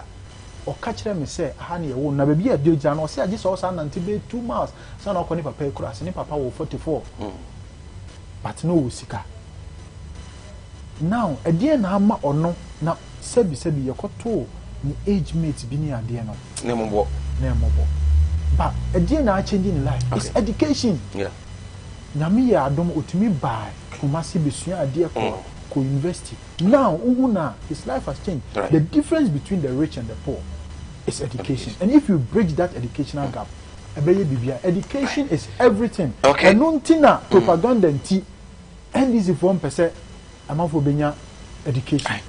But I say, Masaudu Bantama, or say Ghanaians will be the best judges ahead of December polls. 4 more for Nana to do more. JDM is not credible of managing Ghana's economy. The battle still remains the loss. Regards to Honorable Nana Kwame Asamoah Boateng Jakobu DCE. Very educative program. Thank you, Kumawood TV and Mr. Onyina Echampon from Adia Pena and Ode Abba. Mike, I'm watching you live from Agric. This is our future MPU. Is Nanakusi Samum. Okay. NPP is going to win this election with difference of not less than 3 million votes. Odotobi constituency for Honorable Emmanuel Akwesi Jemfi, Efija Kwabre South for Honorable Collins Admako Mensa A.K. Ureku. Please don't vote for the NDC to cancel the free SHS and teacher training allowances. Sir Mike, you are brutal. Tony, who am I? The free bar. Chairman Tony, very good evening. On Ebusiafono, Yachia Mopa. I, Sir Mike, kindly tell your guests that they can campaign in all TV and radio stations, information centers, churches, mosques, but they will still lose the elections. Are they enough from one more? Right. Me jawa mwako because na me fa college pa because my brother nyamre na omofre ye to aba nyame aduma on the 7th December unya kwan wuramu a edi na abeto ama NDC ana edi na abeto ama NPP na wafre na yetumi edi enkobo. But look into the camera in 1 minute. Yes, speak to Ghanaians. Edi a opese omosa to amoso Ghana for Madam Nase, Meda Mike say, or my Sakonia Bina. Dear me person mechanic and say, Sir, about to a tree about your future. This election is your future. She was sitting a mirror, she was sitting a neck. Nation she say, MPP are buying dear go for your future. Natuaba. For the future of your kids. Uma Dachi. She opa panom dachi, she ekuafo dachi, she adwumayefo dachi, neto wabapa. So we enshisha all sectors of the economy. Nana Adodanko Akufo His Excellency any Dr. Mahmoud Bawumia, Omasheshe Niama Papa P Amagana for. Enti so pese 1 village 1 dam koso, 1 district 1 factory koso, free SHS koso. Upese NHIS ekoso aye adwuma, capitation ekoso aye adwuma. So pese all the interventions are MPP diaba also for ekuafo ni na hand pollination. Bibia koso aye adwuma ene vote for Nana Adodanko Akufo-Addo. 4 more for Nana to do more. Order number 1 ewo ballot so. Okay, Sunyane Naomi Royal Ladies member also watch out. I admire him so much. I'm a member of Royal Ladies in Sunyane. In fact, he has spoken well. Okay, Naomi, what? Right. I was me try me one ba me ba me bia homanatum ofra and name is a free zone. Campaign for your party. I'm a yoku be na wo no support 2020 December 7. Okoto ama hwan. E DNT and our party no. Bo she ben na ote ya afeli wo. Ana bo she ben na ate ya ediso. Me ba tete me ba na fam course no. E ba tete ya. Well, I will hear. You say free moon. Why the den it is slower. We na fa kokko we film na say dia wa wonu tua wo fa say no mo ma ye dena ma me ji we na wo yere na mfa nkonko ye diduma na ma me why slower ebusa yenko no kuma ase mun ko no kuma ase Martin Luther. Oh, nah. It's been a long time. Oh, yeah. Me say, Minia, obra kwantu ya wo. Semina na ma yan ka twene ni ahwedan yo. Na bisu ya fani asuma me. Semina me pada e wo kuma ase afamara. na me say ya chini yenya da kai bi nansani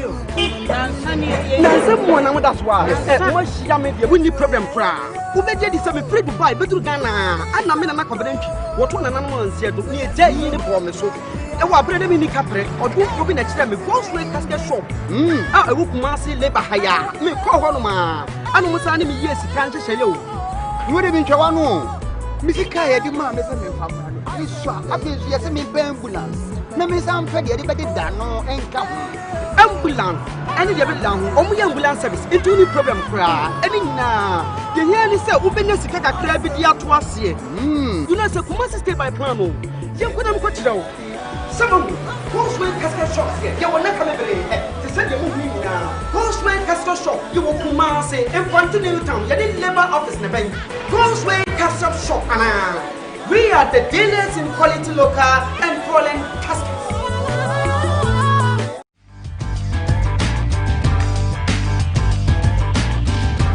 I'm not from Mobile some Jimre, Nasa, Remo, Hemi, a Kianji by any the time about Mesha, the Abegamaso, now my refuge and a how not so to me any day, Dana Mount, I am a young, but my dinner no time about Mesha Ibi, Bora Trust about your pharmacy show be out, I'll say, over time about Mesha, now when you be a bit me up wow, you okay and Jane about capsules, a draw on no matter one and come one in Yam or doing a strong con, they sent down. Na aboa mo tumi edi yare so na wonya ke enji haba ka so bi any time haba me shan na ukabo na no dia no kwasan sene sewani na ensese e ka chiro to make am fosa inu mi nu e dia ma so bi bera mo nwa transport haba to pharmacy shop e bi e tun do ya kwa so be ke enji haba ka so any time haba me sha so for number 0244 417 669 e be da tie phone na the phone na so munya da je na mo hwe me din the Dr. Kennedy Uso Agima me do bi bia as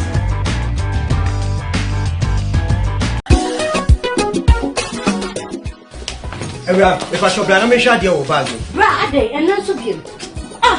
Not tell me about Michelle and see about Queen Wayne and say, Bra, said your time about Misha, as your Jimmy fearful, and Yadia about ever so. Really, no, this is offending now. Bra, and make us a me time about Misha one dancia. We are singing now about Timinka. It is some malaria, where drawn time about Misha. And you know, dear, no more to want to meet any deal. What drawn a time about Misha? A drink and your ma or bar waffle through. Dear Wama Padano for any aquada when you fear do you and son of the time about Mr. Drabino. Shasta Wako Hospital and answer lab. I'm walking say, oh, a 3-day malaria be answer. Kayo sa time near TIME. Time about Misha. I feel malaria fever the other is Ziba a woman. FDA ashe edwadie nkwatso yi mu age atomo se eye. Mensenye dia nanka malaria ye me pasa. I don't want to be mommy. No, ye, mammy. Many drew. Oh, yeah. Your friend in your dear herbal mixture. And your malaria drop papa. So, what hospital? No, who said malaria more when it be moja one. Copin your dear herbal mixture. But so malaria, you know. Well, no more to Nyan your dear herbal mixture. Well, no bayo come on, will be did. The bottom, mammy. So what race you? Yeah. Then be sure. Mammy. Na mammy. Back open now, the man. Kohaba shop do name. Sabekebi. Me the bed sia warrior nankasa. Nye dia herbal mixture. Dia Drew. Ebusiafo maame kan yampa. Hwederi a mekuno wo si bi hwie aduane no. Hwehwe nye dia herbal mixture. Na wanom ede amame. Abofra wonni mfie dumie no ana opemfo entumi mfa se edure. Nye dia herbal mixture. Bro. Aduane. Dia hwehwe edwadie yi nkrato agye atomu se eye. Ade na so hu me a wo de bibi osie. Enya drone edro ni esayade. Axco herbal caps. Team enemy koko na ha me bebrebe. Eyi ni nyina afri ho. Me Mura, me and your bay. Men so met me and ask co herbal capsule him. Bet me and Bedodo. Now only Ask P herbal capsule. And on the man, Mrs. Yadi in a free Miss One. Mamma, what Tommy? Ask P herbal capsule, he now manager. But soon the yes, you ask F herbal capsule, a boost to immune system. Usasi, the Biachane be chacking home. Mrs. in the account. Ask P herbal capsule. I bet one more sister, I come out. 2 passes of 1 mama water. Also, they me. Hey! Ask P herbal capsules. Famame, Mr. Mkonwe. Unyanye dino. You want it? You better ask no pay. Enya na ewo herba any pharmacy shop to draw na mu.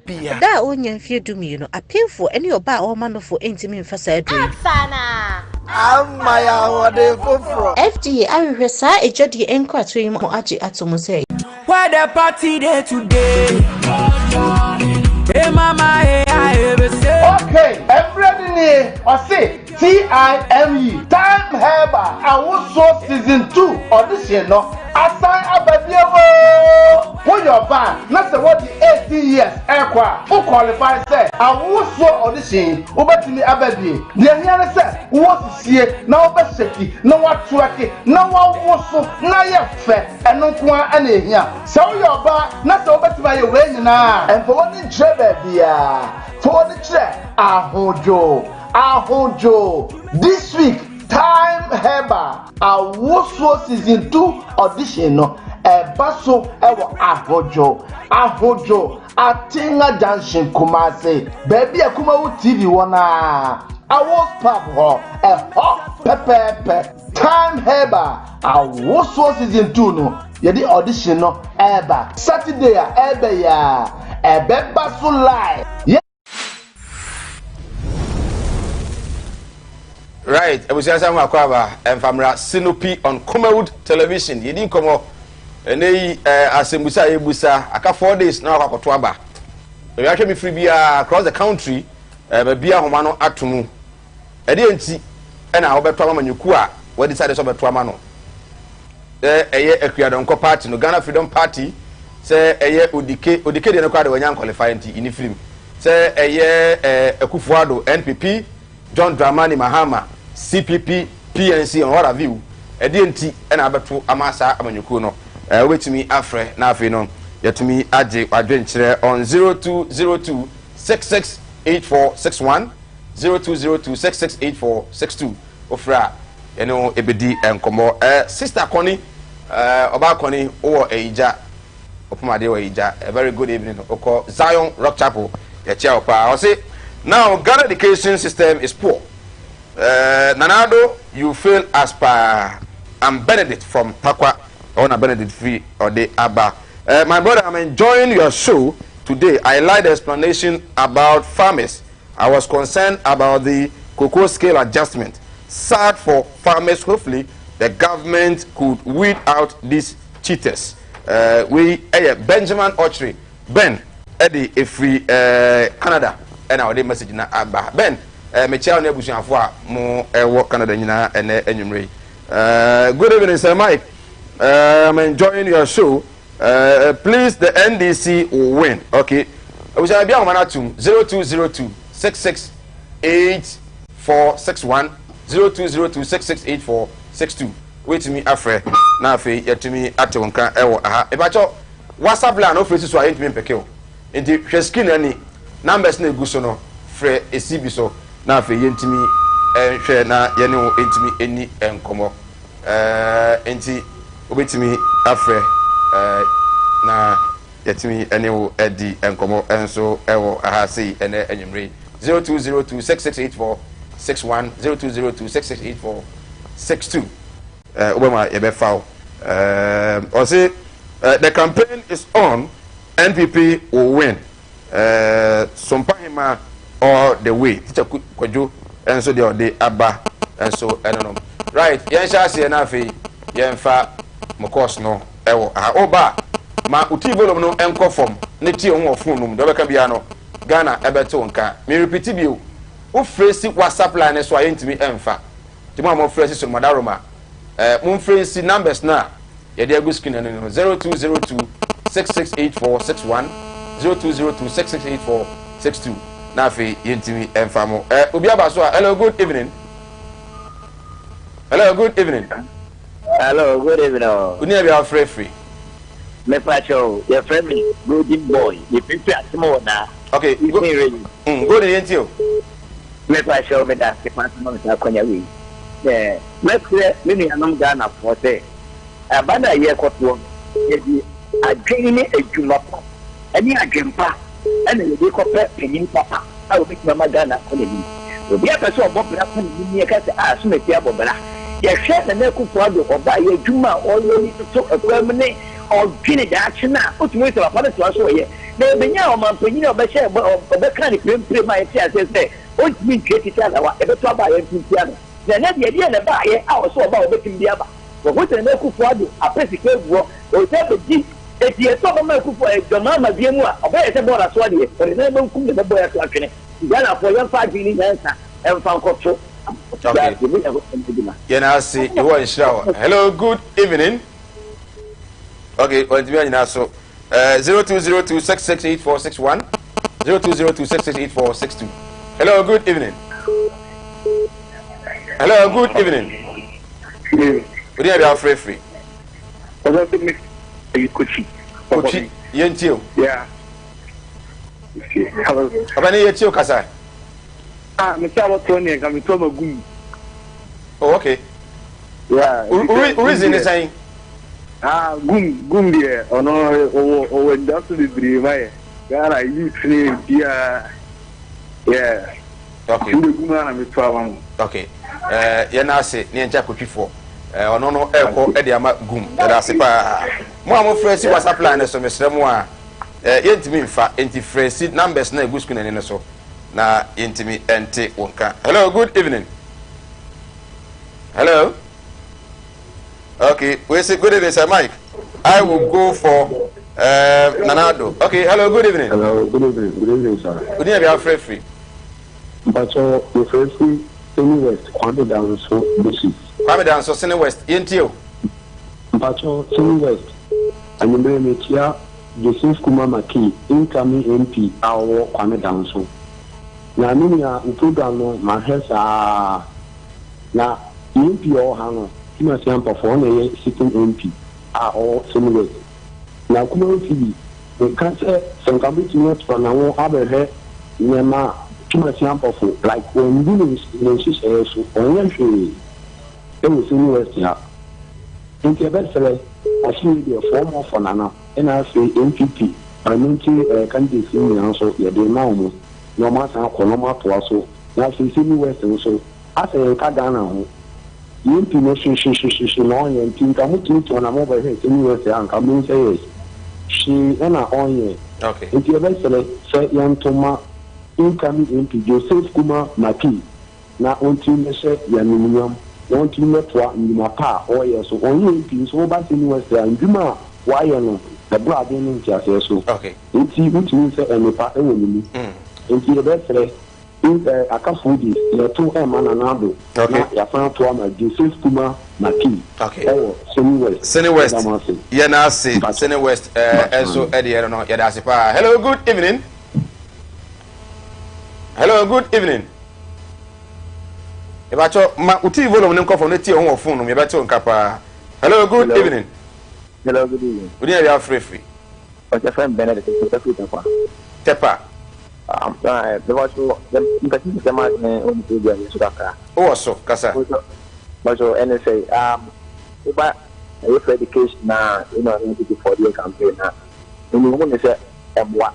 Fine, almost your first batch and you. Thank you, yes. But double track, mom, with the buy, you know, and more education system of because many students. Okay, free education about now. And by you know, mom, you know, if you are fine with you, come on. Wow, okay, as president, overseas school, community school to be the company by another band of about Twaswa. Tanka, I can't say, education and getting that the back come on. I want to talk about a community. I'm wire. Okay, yeah, I see. I also bet me a friend. Also, my name is Raymond Nana Ofusu Amankwa. Atumako Florida. NDC is going to lose even if they bring Atta Mills back. Okay. Hello, good evening. Hello. Hello, good evening.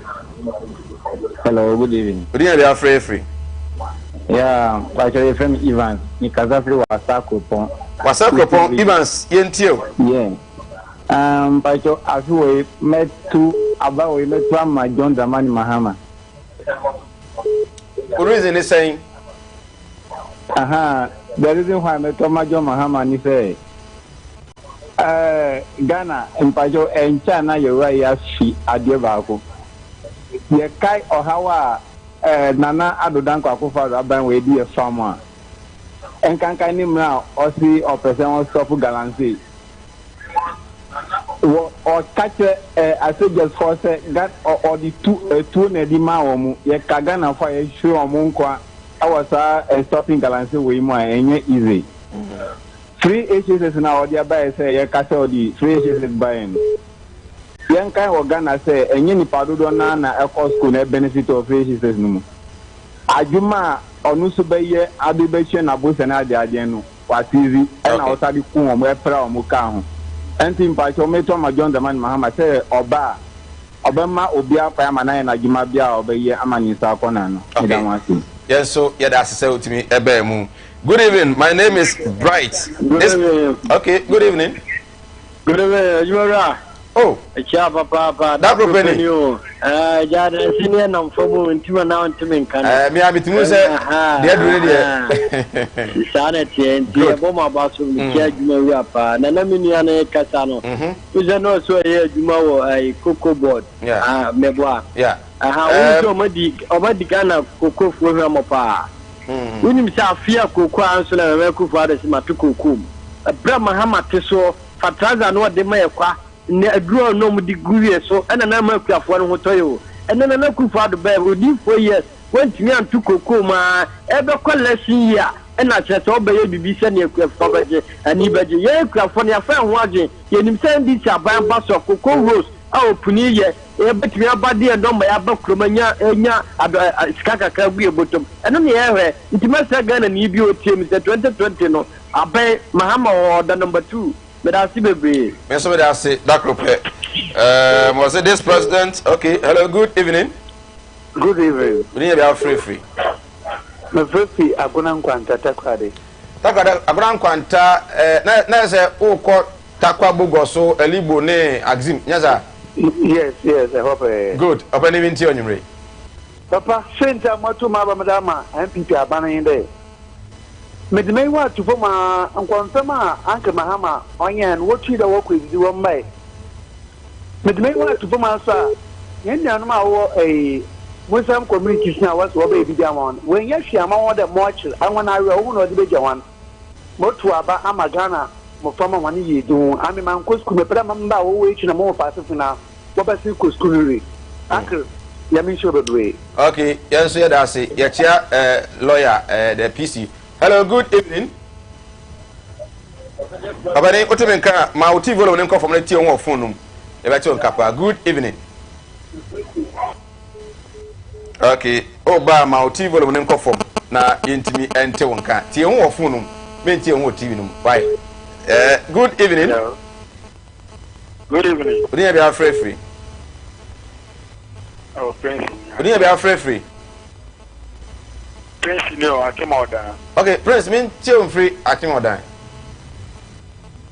Yo, that's and you may well come out there. I mean, someone is my mouth. I am a program. I'm away. My and I am some of I mean, I made 2 about there, and then you 2 by a met from another. I'm out and I met my man. Okay, listen to you. It does. And you're going out with my man. Okay, hello, good evening. Hello, good evening. Would you be free? I'm Kasefri Kumase, Santasi. Okay, Santasi Udin. Within the Akwasi a champon. Right, I'm going to you. Namin for coming on what Kumasi, yes, Kasi, Yakras on Betoma, MPP, and I mean, wine, I may say, quite Danny Martin.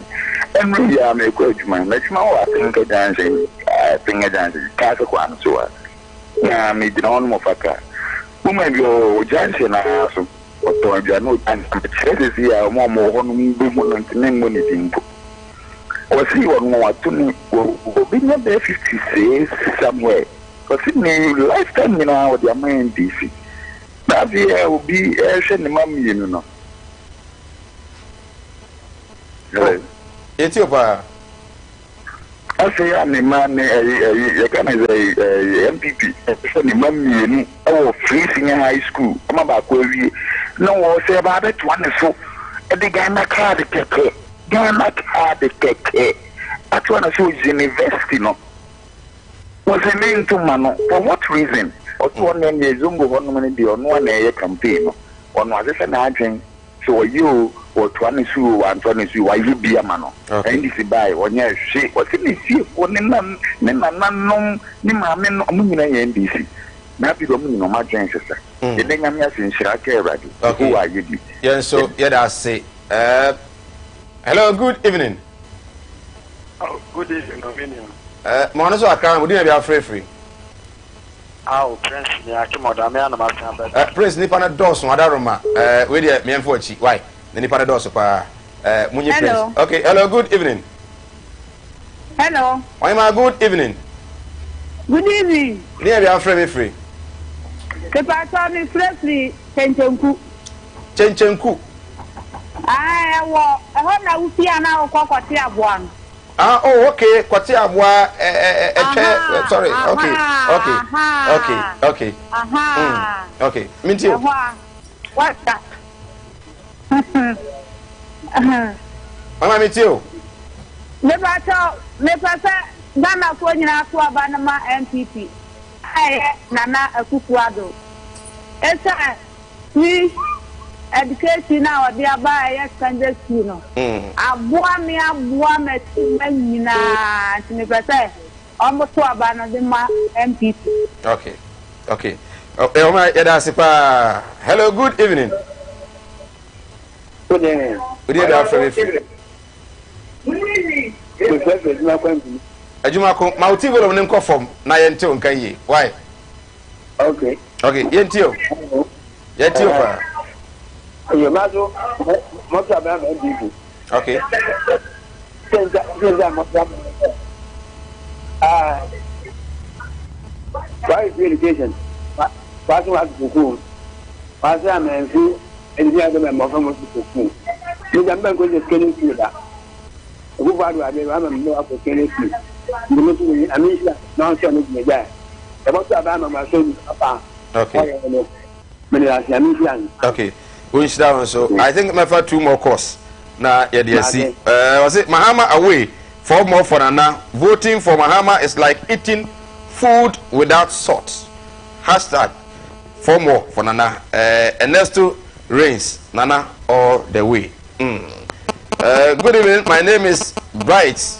This president is going to be out. Hello, good evening. Hello, good evening. Good evening, I'm free. I'm a free boy. Okay. And I for so dear. Oh, I made me both. Now, Miss Yankano when I mean, I've been here from Kruma time. I've been here no buy it on far, or like I said, 1 year corrupted. Will be I corrupt. And also no be associated with young Puntu go for by me, near picking the second of go for by Ubi, a camos of a baby, Mahama buy of a baby, a good for them to what a baby, or them. No, to be honest, will be a baby, a woman, twice as yet, or be a baby, a boy, my Ghana. Now, no buy what we had the baby on 30 pay and on Saturday. Oh, what? I was want to be one my Ghana, get the Panama bit my cat. We have one my Ghana. Right, no correct. Then I say, what I say? I was I am ready. I said that and come a time about Mr. In so when I'm one day, if you're another hospital, Mene didn't come out tree, 1 more pa and I shall be 1 year and 1 year to Papa no more. I went me uncle to December 7th. I be. I didn't take Papa no time heba. Make your ball pa. Malaria beer how be another dear. A bubu crab with them one, Bibito. Now into me, maybe a turn to be our house of TIME time. Now into me, Sanso, and now, open baby, out of Nandaka. enya ambulance video coverage obra odisi bia free mu a na ye disi kesa ka ho ma de ye no obra interest bia ni ho a me kan for the amount God's Way casket shop Kumasi asafo labor run about one omugutu o de du Kumasi a o so kwa asafo on sadi fa so a private assembly ho kwa no mo o kwa for that kind of different colors we century we enyumtini we politician we assembly member we teacher ni we nurse we carpenter ni omunyina ho afro daka ho obia de mo ebia no pa pa fo nyina de ho nti okọ ha omitumi abo pa papa no etumi ato e God's Way casket shop and my boy made jumadi no etumi e de bro shane so say December 7th decision day. The decision you make on December 7th will determine your future for the next 4 years. Mo am afraid dem as pa utie college no say the course no si ba na dia madam fu bi a wo main political party bi mati do dia ba no say bike ye wu munyangui December 7th no be duro nyumre no be won say mo wu ana say munyangui Ghana fo be kire ye so de mo mpani me den e de Michael Nana Atumakon ye vasida and from Bernard there PRO the producer executive producer Samuel Kwabena Dakon DOP Kobe Frank MC VTR Augustina NFA Loretta Sanso and Otri Nozo production manager director Sam Dakus. Once again a very good evening. I may add much now ever to us yakra. Well, I will care. You say free moon. Why the den the slower we na fa kokko we film na say dia wa wonu tua wo fa say no mo ye dena ma me di de we na wo yere na mfa nkonko ye diduma na ma me why so wa ebusa yenko Kumasi mun ko Kumasi Martin Luther. Oh, it's been a long time. Oh, yeah. Missy. Minia, Obra went to Yao. Semina na my uncle and Yasha Dayon. Your penny as mammy. Semina me Padak. Oh, Master Camera. Nammy, Ginny,